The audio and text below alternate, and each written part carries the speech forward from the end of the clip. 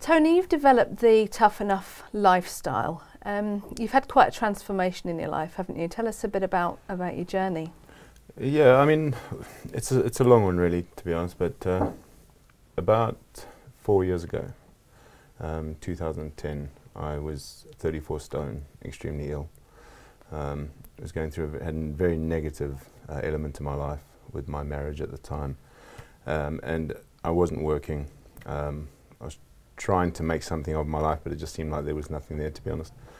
And was trying to have a life by losing a bit of weight. I was finding that impossible. I was quite lucky. I got lucky when I met a doctor who suggested to me that I could possibly have the operation.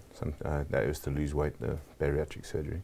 Okay. And that was a full stomach bypass, which is not something they do unless you're morbidly obese. And being 34 stone, I managed to qualify for that operation. I had tried to get it before that, when I was about 30 stone, and they wouldn't give it to me. They said I wasn't big enough. So I basically had to get bigger to have the operation. Once I had the operation, I then decided that I was going to change my compulsive behavior, which was eating, to something else, and that was fitness. Or not so much fitness, but a better lifestyle, and more active lifestyle. And as I know now, being a fitness professional, exercise is basically just activity done again and again and again. So people get scared of the word exercise. There's no reason to. It's just an activity. That's all it is. And I decided to lead a more active lifestyle. And through doing what I've done and managing to have lost over 100 kilograms, or I suppose just over 14 stone, really, to be honest. Wow. I've managed to be able to have a much better way of life. What I wanted to do was help other people do that as well, through what we have now, which is the Tuff Enuff lifestyle. Tuff Enuff isn't something that people have to do that's going to hurt them, that makes it uncomfortable. Tuff Enuff is something that anybody can do. Tuff Enuff, we have events that we hold, which are obstacle course races. We do that because it's fun. And that is what our ideology behind Tuff Enuff is. Anybody can do anything. If something stands in your way, get rid of it. And that's what we stand for. Excellent. Okay. So your health, how is it now? My health is fine. Having had the operation, there are some disadvantages, obviously, with the operation itself. Nutritionally, I don't get the nutrients that I should get, so obviously I take supplements, things like that. But I'm a lot fitter. I'm a lot stronger. Okay. I'm a lot happier. And, 4 years ago, I didn't have a job because I was too overweight to work. Life was really difficult. I got that sick 2009 Christmas that I was in hospital. I then was at home on a drip for 2 weeks. Life looked very bleak at the time. I knew I was waiting for the operation, but they kept on putting it off. I knew I had to lose weight, but I couldn't do that. I was just at a point in my life where I couldn't lose any weight unless I was forced to, because it just felt like there was no other option. And to be honest, there wasn't really anybody there to motivate me or help me. My ex-partner wasn't very supportive. And I think it's important that you have that support, and that support can come through anything. An incentive as well seems to be key. I mean, incentive, we need it to move, don't we, to do anything. There was no incentive. There was no incentive. I was hoping to become a physiotherapist. I had been at college studying to become a physiotherapist, but that was looking to be quite a difficult challenge, to be honest, because as you said, obviously, you have to look for the end result, and if there is nothing there, a lot of people just don't bother. And it was looking really difficult for me because I was so ill. The operation kept on being changed, the date kept on being changed. What we do at Tuff Enuff, as an organisation, we're there to help people. We're not there to try and make as much money as we can. I've invited people to our boot camps to train, just because, whether they can afford it or not, just because I know it's going to benefit them. And that's what it's got to be about. It's got to be about giving people something that can help them along the way. Everyone obviously has to survive, and as a company we want it to grow so that it can benefit people. And that's what we are trying so hard to do, so that we can offer people help, offer them results, offer them the support that they can get. Support that I never had, and support that a lot of people don't think we should be giving people. And if we can give them the answer or give them the route or the path to follow, and offer them different different routines that they'd never known about before on how to become active without it actually affecting you. Having to go to a gym, I mean, I work in a gym anyway, but I have a slogan I use called Think Outside the Gym. Okay. And that's because you don't have to go to a gym to get fit. You can do it in your own house, you can do it in a park, you can do it wherever you like. All you need are those tools.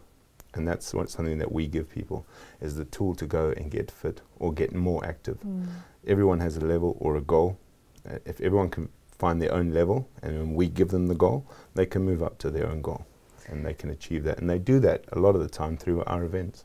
Okay, yeah. I mean, we've spoken about this, and at what point do you think it was for you where you realised you had to make that shift, you know, to do something different? Because so many people, I think, so many people are so, you know, in such a rut. I think, you know, especially, you know, if we're carrying a lot of weight, it's hard. It is hard. It is hard to get into some kind of out. You know. Definitely. Again, I'll refer to what I've just said. People sometimes need the knowledge of how to do that. Okay. And that was something that I was never really given. I played semi-professional rugby for a number of years.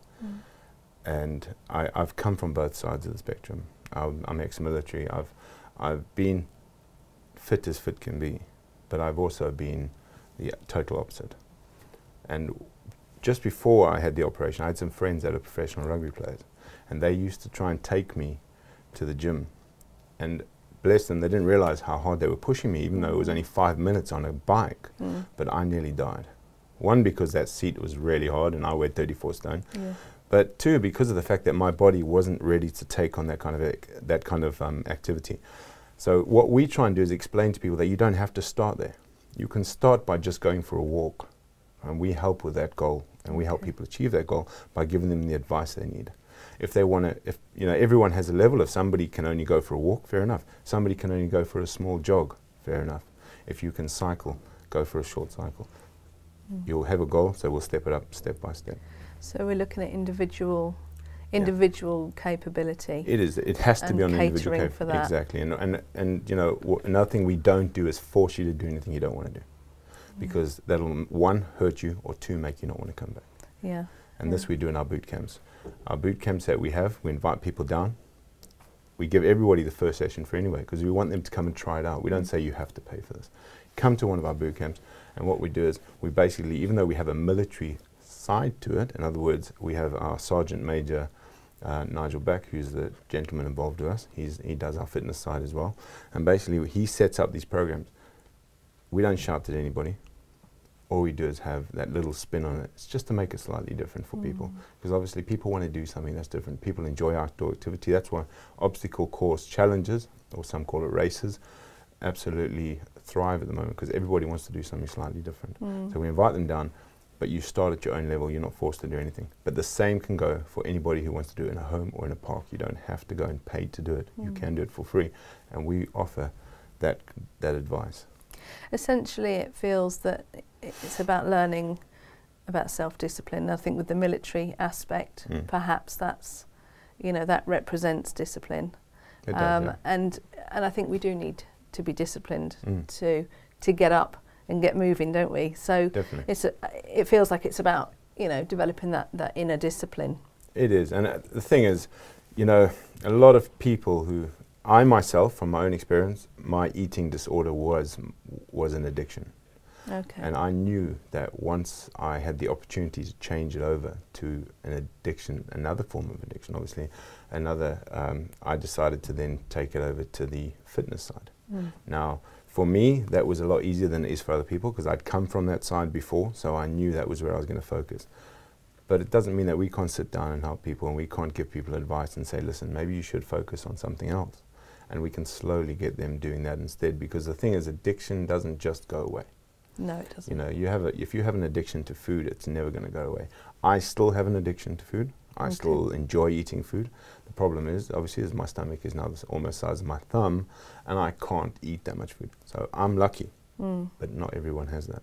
I'm not saying everybody should go and have that operation, because unfortunately it has left me with negative side effects as well.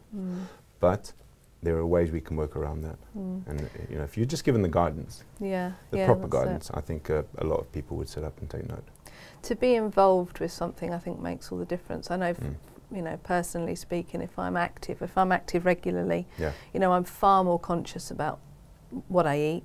You know, I stop and think before I eat, whereas if I'm kind of quite sedentary and not doing a lot, you know, overall, then you know, you're not very conscious of what I eat. So it's true. And the thing is, that's where we talk step by step. Again, it's on levels. If you just start doing activity, what you do then is you start being more conscious of what you're taking in. Yes. Because you're doing a bit more. There are steps. For instance, when you start doing exercise, you release natural endorphins that make you feel better. All right? And this is why it's important that you socialize with people, speak to people, tell people about what's troubling you. Especially once you've done exercise, the best time to talk to somebody, because you don't have that negative side to everything.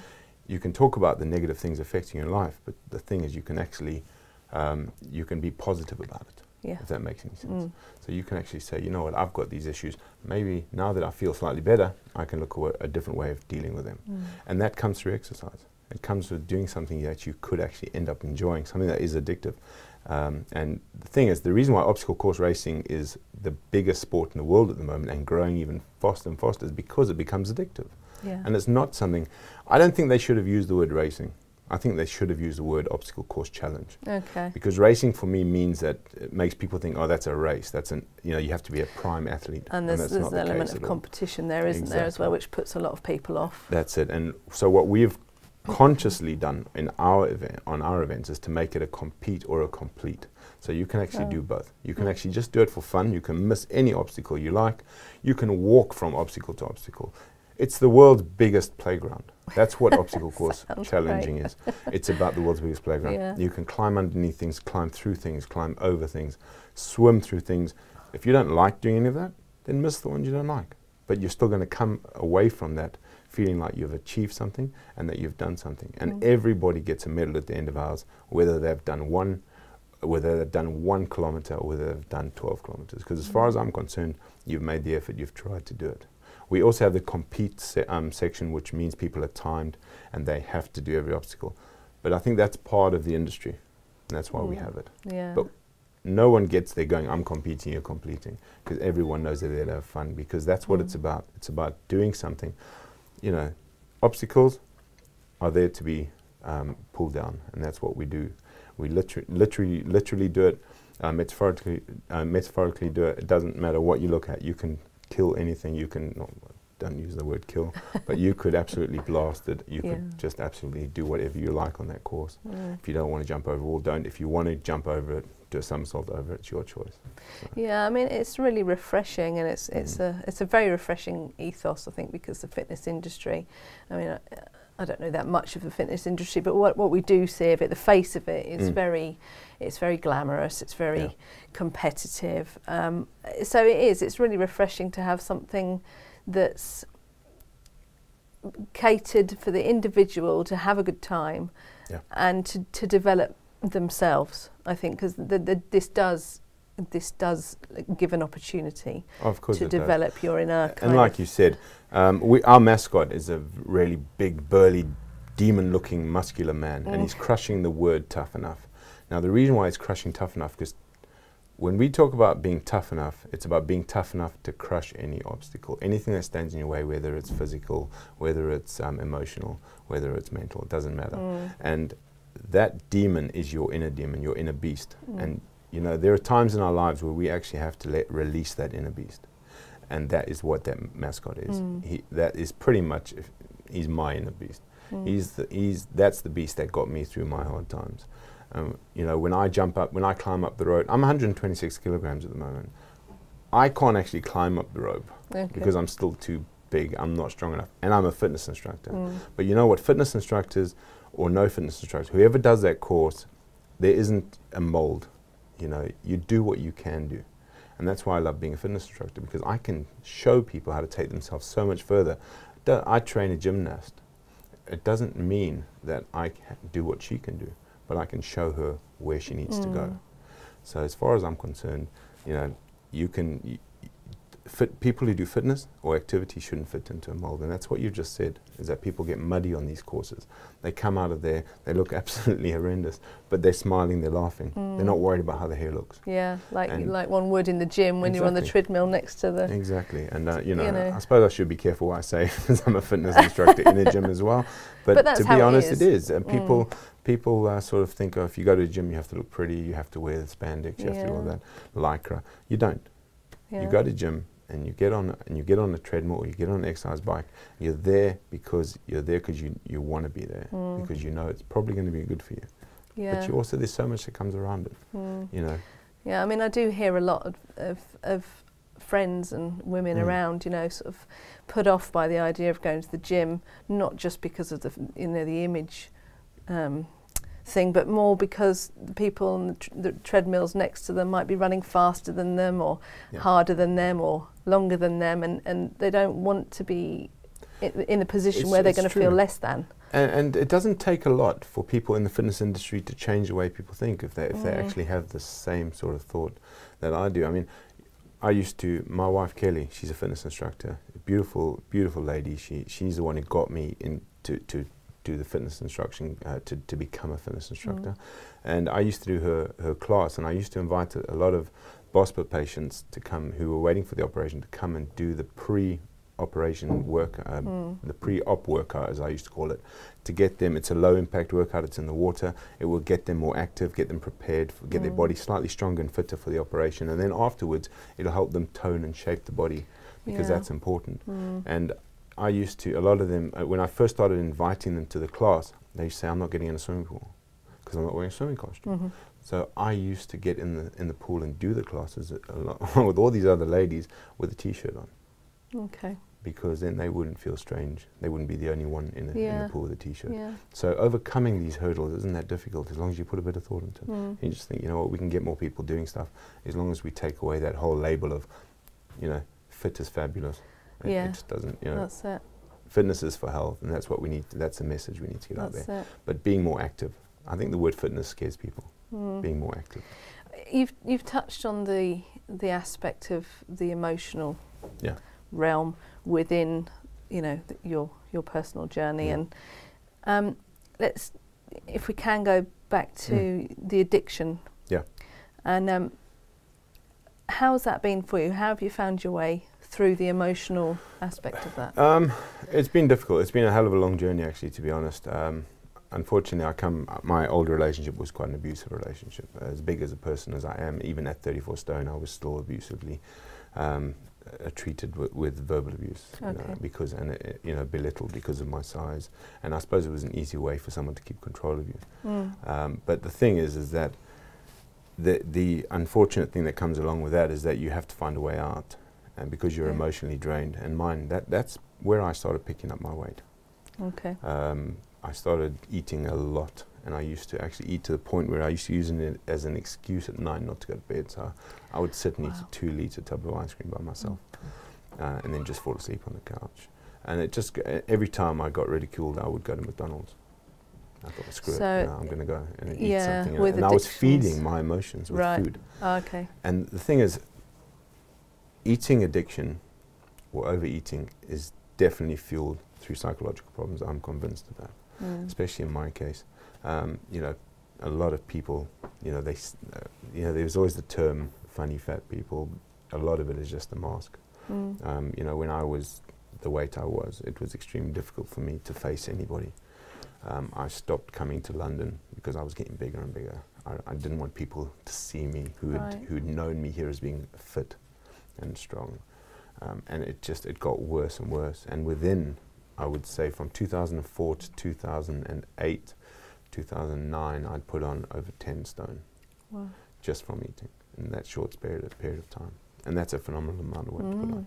So for me, it was a case of, emotionally, it was just killing me. I was getting worse and worse and more depressed. Where I went to the doctor 2008, being around almost the 30 stone mark, and I'd said to him, you know, I'm depressed, you know, I need something. I'd heard about this operation, I want this operation. And he just went, no, I'm sorry, you can't have it. You know, I thought, you got to be kidding me. And then it was 2 years later, I had the operation, but I had put on almost 5 stone. So you can imagine if I hadn't had that op, that I probably would have been 40 plus stone by now. Yeah. If I hadn't stopped. Wow. Yeah. So I was lucky to find direction. Yeah. All I want to do is help people find their direction without getting to the point where Yeah. there's no return. And I think when I know from experience that when we're in an emotional rut also, movement and activity can bring us out of that. Yes. Without doubt. Definitely, yeah. You know. Yeah, it is literally one step at a time. It is, yeah. It's, even if it's just getting out the house and going for a walk and just having a look. And again, because like I said, I didn't come to London because I didn't want people to see me. Yeah. You get used to your surroundings, but there are people that won't leave the house because they don't want people to see them. That's it. So it is taking one step at a time, but there's knowing that there's a solution at the end. Yeah. Because it's not having that solution where you don't know where you can go, that you just think there's no point. Yeah. You know? And you become stuck in a rut. Definitely. You do, and you just don't want to do anything. And this is why, you know, you need to be able to speak to somebody, because it starts with talking. Definitely. Once you can talk to somebody, they can show you the right direction. Yeah. Yeah. Without being ridiculed, obviously. And in terms of Tuff Enuff, how do you offer that to your customers? How do you offer support, emotional and physical, and the whole, you know, the holistic? Well, what we do is basically we obviously allow people to approach us. We obviously allow people to come and have a chat with us. We invite people to come along to the boot camps, like I said. You know, one of the things I'm most proud of is that at our May event, we had 1,400 entrants. 75% of those people did it to have fun, and a lot of that 75% of people had never done it before. Wow. And those are, and you know, and I do a lot of people who did it knew my background, but a lot of the people who don't know me did it just because it was something different, and they got more active. We had people doing the race that didn't actually had never trained before or hadn't been out running since they were in the military, and you almost spark something off there. And if you can do that with that small percentage, but we also offer other elements as well. You know, we do sports therapy, make sure that we help people with rehabilitation of injuries. We help people who think they may have an injury that don't want to go out running. You know, we can help them with that. But also we can help them with nutritional advice. We have a fitness program on our website that we offer to people, and it's at no extra cost, and they can go on there and they can actually look at the fitness program, contact us for any sort of nutritional advice, any kind of fitness advice. But it doesn't just go out to people doing the races. It's for everybody. We've started a new organisation called Active Therapy and Wellbeing, and Active Therapy and Wellbeing is literally about the whole package. It's about helping people who feel that they could do with holistic medicine, in other words, holistic treatments, helping people with physical treatments like physiotherapy, sports massage, helping people with you know, with nutritional advice. We have people on board like nutritionists. We have therapists on board. You know, we help people with the mental side of stuff, with psychologists. And it's all one big package just to be able to help people out. And it's about giving that advice to people. You know, people are allowed to ask questions, and we will answer those questions. On my side, I'll sit down with somebody for hours, and just if they've got any problems, and I will sit with them and talk to them, and we'll try our best to find out what the issue is. Yeah. And then end up inviting them to one of our boot camps. Yeah, it's you certainly seem driven. I am it's now. Fantastic to I see. am now, yeah. Yeah. So, going back to the holistic view of it all, and you've spoken about how your change has been a lifestyle change, not just a dietary change, or not just an exercise change. Elaborate on that, about how you've made such a huge shift. A lot of holistically. A lot for me is, you know, when it comes to the mental side of stuff, you know, for me it's a case of, I'm very lucky. Like I said, I met Kelly in the gym when 6 weeks after my operation, I'd already promised myself that I was going to start doing some sort of fitness. And for me it was in the gym because that's where I came from, a sports background. So I didn't necessarily start outside. And I got into the gym, and I was lucky enough to meet, who's now my wife, Kelly. And you know, she met me when I was about 168 kilograms, which is a lot of weight. Okay.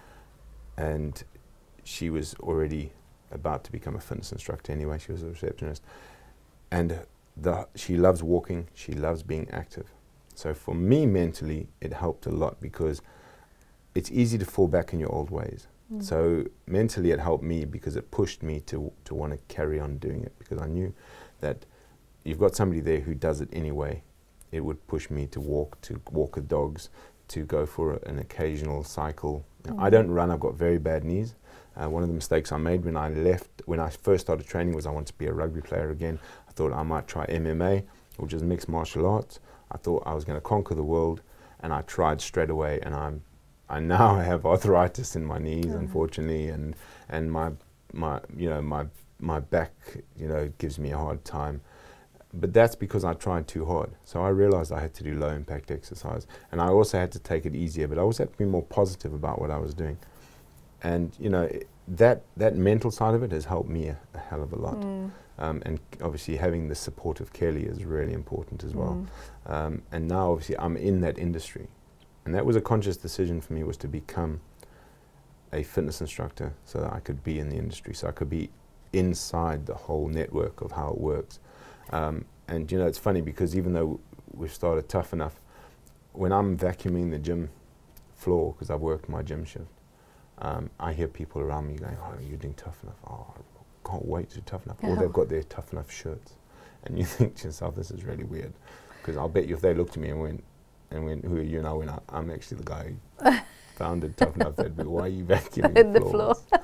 But you do it because, and it doesn't matter how, you know, where we go with Tuff Enuff, you know, I'll always want to be involved in that industry because it's great to be there, to be able to help get people more motivated to do fitness, but not as a gym instructor, bulky, burly gym instructor, wearing a vest and going, I can do 300 crunches in 20 seconds. How many can you do? But to say, listen, there are other ways of doing this. Yeah, you really do seem to have taken the lessons you've learned about that's it, exactly. You know, reaching your own personal goals in That's your own personal way, and you've applied that to what you're teaching others. And a lot of my failures, I now can apply to other people. Like for instance, the low impact training. Yeah. People who've just had, for instance, like myself, who've just had the operation, not to get them doing certain programs, because you feel great once you have the op. The problem is it catches up very, very quickly. Yeah, yeah. So. All right, well, thanks very much. No problem. Okay, cheers. Thank you.